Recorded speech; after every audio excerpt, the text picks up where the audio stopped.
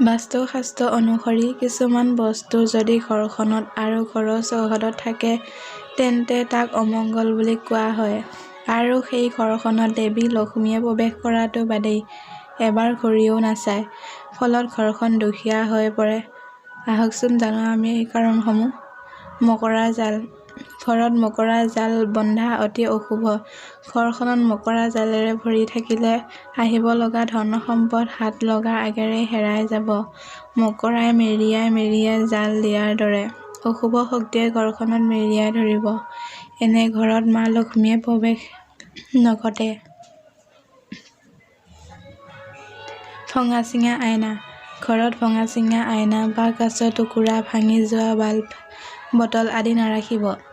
আইনা হৈছে আমাৰ চেহেৰাৰ প্ৰতিবিম্ব প্ৰতিফলন কৰা এবিধ পদাৰ্থ। ইয়াক ভঙা অৱস্থাত ঘৰত ৰাখিলে ঘৰখনত অশুভ শক্তিয়ে ভৰি পৰিব। বাদুলিৰ বাহ। ঘৰৰ চুকত বাদুলিৰ বাহ লোৱা আৰু বাহ নললেও ঘৰলৈ বাদুলিৰ আহ-যাহ অমংগল। এনে হলে আপোনাৰ ঘৰলৈ দৰিদ্ৰতা আহিব আৰু ঘৰখনত সদায় কাজিয়া-পেচাল লাগি থাকিব বুলি কোৱা হয়।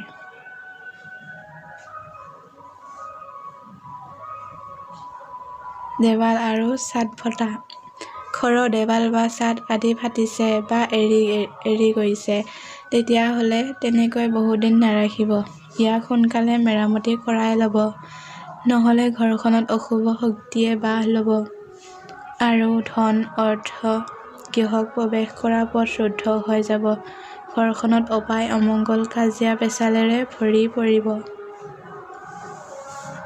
পানীৰ টেপ। বন্ধ কৰাৰ পাছতো পানীৰ টেপত গৈ পানী পৰি থকা পানীৰ টেপ নাৰাখিব। এনে হলে সোনকালে মেৰামতি কৰাই লব, নহলে ঘৰখনলৈ দৰিদ্ৰতা আহিব।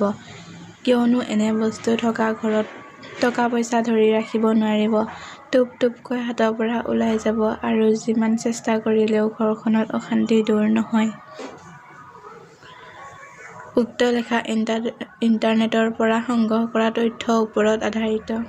ধন্যবাদ।